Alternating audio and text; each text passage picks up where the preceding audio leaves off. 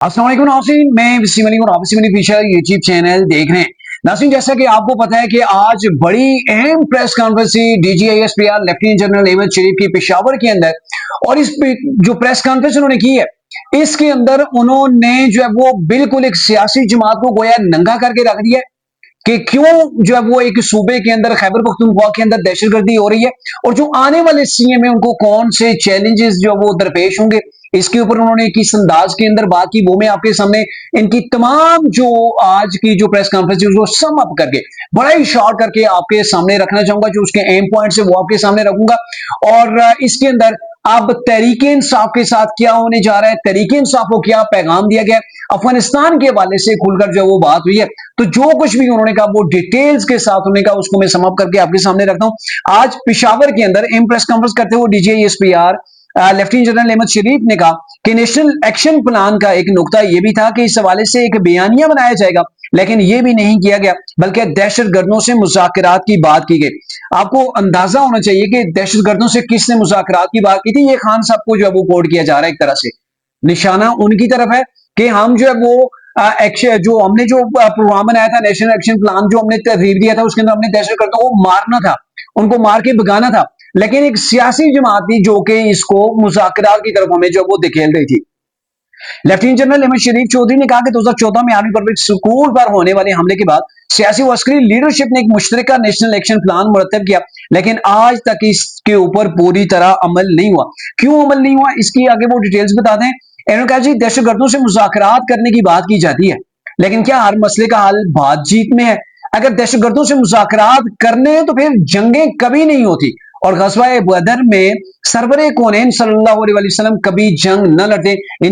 इन्होंने बड़ा एक जबरदस्त अंदाज के अंदर एक मैसेज डिलीवर किया, कन्वे किया कि आप मुज़ाकरात की बात करते हैं। अगर मुज़ाकरात से ही तमाम मामला हल होते तो फिर जंगे तो कभी होती ही नहीं, और फिर हज़ूर अक़दस सल्लल्लाहु अलैहि वसल्लम को शायद कभी भी जो है वो जंगे लड़ने की नौबत जो है वो उन्हें पेश ना आती, जिस तरह के उन्होंने ग़ज़वा बदर जो है वो लड़ा। तो ये चीजें हैं कि जब फितना हो और फितना ख्वारिज जो है वो आपके ऊपर हावी होने की कोशिश करे तो फिर आपको जंगें लड़ना पड़ती हैं। कहते होते हैं ना कि हर कोई जो है वो जबान से नहीं समझता, कुछ डंडे की जुबान समझते हैं। ठीक है, कोई डंडे की जुबान समझता है, कोई जूते की जुबान समझता है, तो हर एक को उसकी जुबान के अंदर जो है वो समझाना पड़ता है। ये बेसिकली डीजीआईएसपीआर का पैगाम है। फिर डीजीआईएसपीआर ने यह भी कहा कि दहशतगर्दी के पीछे गठजोड़ को मुकामी और सियासी पुष्पनाई हासिल है। बड़ी अहम चीजें यहाँ पे वो डिस्कस की जा रही हैं और मेरे ख्याल में ये बातें जिस अंदाज के अंदर, खुले डुले अंदाज के अंदर डीजीआईएसपीआर कर रहे हैं, तो सर माजी के अंदर इस तरह खुले अंदाज के अंदर नहीं की गई। और मैं आपको बताऊं, ये जो डीजीआईएसपीआर की प्रेस कॉन्फ्रेंस होती है, ये पूरी फौज का मौकिफ होता है, पूरी फौज का बयानिया होता है, ये रियासत का बयानिया होता है। ऐसा नहीं होता कि डीजीएसपीआर अपनी मर्जी से कहीं पर जो वो बात करते हैं, अपनी मर्जी से जो कुछ वो चाह रहे हो, तो सर ऐसा बिल्कुल नहीं होता है। और इन्होंने क्या कहा, दोबारा सुन लीजिए कि डीजीएसपीआर ने यह कहा कि दहशतगर्दी के पीछे गठजोड़ को मुकामी और सियासी पुष्पनाई हासिल है, मुकामी तौर पर सियासी पुष्पनाई हासिल है। सोचे समझे मंसूबे के तहत दहशतगर्दों और उनके सहूलतकारों को जगह दी गई। कहां पे? खैबर पख्तूनख्वा की बात हो रही है। फिर इन्होंने ये कहा जी, लेफ्टिनेंट जनरल अहमद शरीफ चौधरी ने यह भी कहा कि साल 2024 में खुफिया इतलात पर केपी में 14,535 ऑपरेशन किए गए और 2025 में अब तक 10,115 कार्रवाइयां की गई। रवां साल मारे जाने वाले खारजियों की तादाद 10 साल में सबसे ज्यादा। ये तो बिल्कुल ऐसा ही है। रिसेंटली आज से कुछ माह कबल ही एक मेरे ख्याल में वो 56 से ऊपर जो है वो सिर्फ 24 घंटों के अंदर दहशतगर्दों को जो है वो अफवाज पाकिस्तान ने ठिकाने लगाया था। फिर डीजीएसपीआर ने यह भी कहा कि नजरसानी शुदा नेशनल इलेक्शन जो प्लान था उसके ऊपर अमल नहीं हुआ। दहशतगर्दी के मामले पर सियासत भी एक वजह है। आगे डिटेल जो उन्होंने बात की है ना, जो केपीके के अंदर गवर्नमेंट है उसकी जो कमजोरियां हैं, कैसे वहां पे दहशतगर्दी बढ़ रही है, वो आगे उन्होंने बात की। लेकिन उससे पहले उन्होंने ये कहा कि नजरसानी शुदा जो नेशनल एक्शन प्लान पर अमल नहीं हुआ, दहशतगर्दी के मामले पर सियासत भी एक वजह है। इन्होंने सवाल उठाया कि खैबर पख्तूनख्वा की अदालतों से दहशतगर्दों को सजा क्यों नहीं मिली। क्या आज हम एक बयानिए पर खड़े हैं? असल में जो बयानिया होना चाहिए था एज ए पूरी कौम, वो चारों सूबों से एक आवाज आनी चाहिए थी। आप देखें पंजाब के अंदर, लाहौर के अंदर दहशतगर्दों के खिलाफ जो बड़े सख्त फैसले आते हैं, लेकिन केपीके से ये चीजें नहीं आ रही। तो ये गिला जो है वो किया जा रहा है कि केपीके की अदालतें क्यों जो है वो इसके ऊपर खामोश हैं। फिर लेफ्टिनेंट जनरल अहमद शरीफ ने यह भी कहा कि भारत अफगानिस्तान को दहशतगर्दी का बेस कैंप के तौर पर इस्तेमाल कर रहा है। और दुआ मुआहिदे में तय किया गया था कि अफगानिस्तान की सरजमीन पाकिस्तान के खिलाफ इस्तेमाल नहीं होगी। और ये डेफिनेटली बिल्कुल ऐसा है। जो फितनल हिंदुस्तान है, फितनल खवारिज है, इसकी सरपरस्ती तो भारत कर रहा है और जो बेस कैंप बना हुआ है वो अफगानिस्तान बना हुआ है। और आज आपने वो खबरें सुनी कि अफगानिस्तान के अंदर कैसे जो कार्रवाई दहशतगर्दों के खिलाफ की गई। फिर एक सवाल भी जो है वो किया गया डीजे इस्पियार से, जिसका जवाब उन्होंने ये दिया कि हम अपनी सियासत को दहशतगर्दी पर मुकदम कर दिया है, इसलिए गुज़िश्ता कई साल से खैबर पख्तूनख्वा में दहशतगर्दी के वाकयात में इजाफा हुआ है। सूबे की गवर्नेंस से मुतल्लिक कोई बात नहीं की जाती। सवाल आप इंटेलिजेंस बेस के ऊपर, मतलब इदारों के ऊपर उठाते हैं, फौज के ऊपर उठा रहे होते हैं, लेकिन जो केपीके के अंदर पिछले लगभग 12-13 साल तो हो गए तरीके इंसाफ की गवर्नमेंट को, उसके ऊपर कोई सवाल नहीं कर रहा। तो ये इनके कहने का मतलब ये कि केपीके के अंदर मुसलसल पिछले कुछ सालों से दहशतगर्दी के अंदर जो वो इजाफा हो रहा है, लेकिन उसके ऊपर कोई बात नहीं कर रहा। और इसके ऊपर बात होनी चाहिए। जाहिर है वहां पे एक गवर्नमेंट है, उसके क्या रोल है, जाहिर है गवर्नमेंट है उसका क्या रोल है। और मैं आपको बताऊं, मैंने गुज़िश्ता ब्लॉग के अंदर आपसे ये बात भी की थी कि इमरान खान साहब का ट्वीट मैंने आपको दिखाया था, आप भी देख सकते हैं। मेरे ख्याल में 24 घंटे से ज्यादा हो गए उस ट्वीट को। इमरान खान साहब का वो ट्वीट है, तकरीबन 30 घंटे हो गए होंगे। तो उसके अंदर खान साहब ने ये कहा था कि मैंने कई बार अपनी केपीके गवर्नमेंट को कहा है कि आप खैबर पख्तूनख्वा के अंदर ऑपरेशन ना होने दें, आप दहशतगर्दों के खिलाफ ऑपरेशन ना होने दें, ये हमारे लोगों के खिलाफ ऑपरेशन हो रहा है। जब एक पार्टी का जो बानी होगा, जो हेड होगा, वो ऐसी बातें करेगा, तो फिर सर ये जो डीजीएसपीआर का आज का जो आपने उनका फेस देखा, तो ये तो फिर सामने आना था कि आप पाकिस्तान के प्राइम मिनिस्टर बने, आपको पाकिस्तान से इज्जत मिले और आप दहशतगर्दों के लिए तड़पे जा रहे हो, तो ये चीजें तो फिर काबिल कबूल नहीं होती हैं। लेफ्टिनेंट जनरल नवाज शरीफ चौधरी ने यह भी कहा कि फौज के जवान अपने सीनों पर इसलिए गोलियां खा रहे हैं कि इनकी सियासत चलती रहे।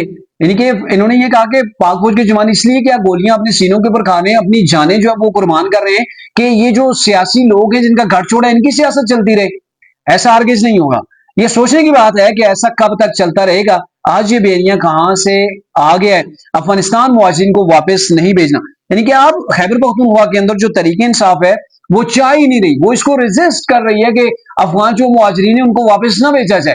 हालांकि अफगान मुहाजिरीन, जैसा कि पाकिस्तान के वजीर दिफा उन्होंने भी कहा था कि ये पाकिस्तान के अंदर पल के पाकिस्तानियों का खून बहा रहे, ये कैसे मेहमान है जो मेजबानों का ही खून बहा रहे, तो फिर जाहिर है इनको निकालना तो फिर बनता है। इन्होंने कहा जी दहशतगर्दों और इनकी सहूलतकारों के लिए जमीन तंग कर दी जाएगी, जो खारजियों की सहूलतकारी करेगा वो इंजाम को पहुंचेगा। सुन ले तरीके इंसाफ के मेरे भाई, कि क्या डीजीएसपीआर ने कहा कि जो खारजियों को, जो दहशतगर्दों को सपोर्ट करेगा, अब वो अपने इंजाम को पहुंचेगा। लिहाजा खारजियों के नासूर को इंजाम तक पहुंचाने के लिए आवाम साथ दे। लेफ्टिनेंट जनरल नवाज शरीफ चौधरी ने मजीद कहा कि बुनियादी तौर पर पुलिस के जो करने के काम है ना, वो भी हमें करना पड़ रहा है। और बिल्कुल वाकई में ऐसा है, जिसकी वजह यह है कि सीटीडी की तादाद अभी तक टोटल 3200 है। केबीके के अंदर मेरे ख्याल में उसकी बात हो रही है, तो 3200 टोटल तादाद है सीटीडी की, जिन्होंने टेररिज्म को काउंटर करना है। तो फिर उसका काम भी कौन कर रहा है, वो भी अफवाज पाकिस्तान कर रही है, ठीक है। और फिर इन्होंने कहा कि खैबर पख्तूनख्वा में दहशतगर्दी का सब सियासी और मुजरमाना गठजोड़ है। इस सियासी मुआफिया के लिए हजारों नॉन कस्टम गाड़ियां अहम है, और अगर स्मगलिंग होती रहेगी तो इसके साथ दहशतगर्दी और धमाका खेज मवाद भी आएगा। यहां होने वाली स्मगलिंग का इल्जाम भी फौज पर लगा दिया जाता है। यानी केपीके के अंदर नॉन कस्टम जो गाड़ियां गवर्नमेंट की सरपरस्ती के अंदर चल रही हैं, ये दहशतगर्दों की सहूलत के लिए इस्तेमाल हो रही हैं। और जब नॉन कस्टम गाड़ियां चलेंगी, लीगल नहीं होंगी, तो उसके अंदर फिर आपको पता है जहां पर स्मगलिंग होगी वहां पे फिर वो दीगर मवाद भी आएगा, ठीक है, जो हमारे इदारों के खिलाफ, हमारी अवाम के खिलाफ ये दहशतगर्द इस्तेमाल करते हैं। यानी कि एक तरह से इन्होंने कच्चा चट्टा खोल के रख दिया है। केपीके के अंदर गवर्नमेंट तरीके इंसाफ की है, और वहां पे जो सियासी किरदार है फिर जाहिर है इन्हीं का है। तो सियासी गठजोड़ जो टेररिस्ट के साथ है, दहशतगर्द तंजीमों के साथ है, उसको इन्होंने बेसिकली आज खैबर पख्तूनख्वा के दिल पेशावर के अंदर खड़े होकर एक्सपोज किया। लेफ्टिनेंट जनरल नवाज शरीफ चौधरी ने कहा कि सऊदी अरब समेत दीगर ममालिक के अंदर भी जो उस वक्त इसके वाले से जो बात हुई थी, उसके वाले से इन्होंने कहा है कि सऊदी अरेबिया समेत दीगर ममालिक ने अफगानिस्तान को समझाने की कोशिश की है, अफगानिस्तान में हर दहशतगर्द गिरोह की कोई ना कोई शाख मौजूद है। यानी कि जितने भी दहशतगर्द मौजूद हैं वो अफगानिस्तान के अंदर उनकी शाखें मौजूद हैं, और ये मुख्तलिफ ममालिक के अंदर अफगानिस्तान के वाले से बात हो चुकी है। डीजीएसपीआर का कहना था कि पाकिस्तान और खैबर पख्तूनख्वा में दहशतगर्दी की वजह एक गमराहकुन बयानिया। उम्मीद है केपीके की अवाम की हिफाजत के लिए अफगानिस्तान से सिक्योरिटी की भीख मांगने के बजाय सूबा खुद जिम्मेदारी जो है वो उठाएगा। बिल्कुल ठीक है सर, आप अफगानिस्तान से जरगे की जो वो इल्तमास कर रहे हैं, आप कह रहे हैं, खान साहब कह रहे हैं अफगानिस्तान की अवाम को और अफगानिस्तान गवर्नमेंट को बोल लिया जाए दहशतगर्दों से लड़ने के लिए। हालांकि ये जो ऑपरेशन है ये इंटेलिजेंस बेस है, ये नहीं कि पूरे के पूरे इलाकों को जो है वो अवाम को हमने वहां से शिफ्ट करना है, फिर ऑपरेशन करना है। इस बेस के ऊपर कोई ऑपरेशन नहीं हो रहा है और इसके ऊपर खान साहब अफगानिस्तान की अवाम को भी जो है वो ऑन बोर्ड लेना चाहते हैं। मुझे इस चीज की समझ नहीं आ रही कि पाकिस्तान के सबूत जो है वो जाने कुर्बान कर रहे हैं, लेकिन तरीके इंसाफ ये कह रही है नहीं, आपने अफगानिस्तान वालों को भी जो है वो इसके अंदर आपने उनको भी जो है वो ऑन बोर्ड जो है वो लेना है। और पुलिस का काम है, खैबर पख्तूनख्वा की गवर्नमेंट का काम है कि अपनी आवाम की तहफ़्फ़ुज़ करे। वहां पे कैसे दहशतगर्दी आती है, लेकिन ये नहीं कर रहे, ये अफगानिस्तान को ऑन बोर्ड लेने की कोशिश कर रहे हैं। इन्होंने कहा जी दहशतगर्दी के मामले पर सियासत की गई और मामले को उलझाया गया, जबकि दहशतगर्दी के 70% वाकयात केपी में हुए। लोगों को उलझाया जा रहा है कि दहशतगर्दी का हल ऑपरेशन नहीं है। डीजीएसपीआर का कहना था कि आज से 2 साल 3 साल 5 6 साल पीछे चले जाएं तो वो कौन शख्स या सियासी बयानिया है जो कहता है कि दहशतगर्दों से बातचीत करनी चाहिए।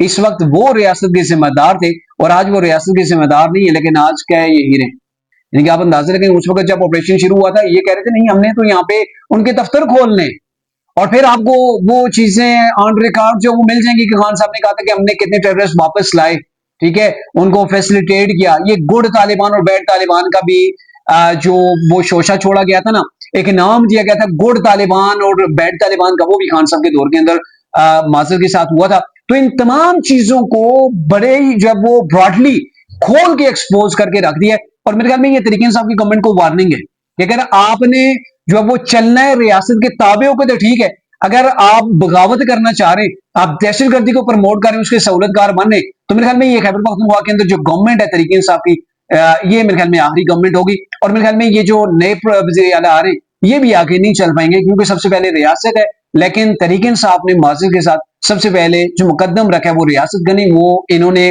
जो वो रखा है अपनी सियासत को।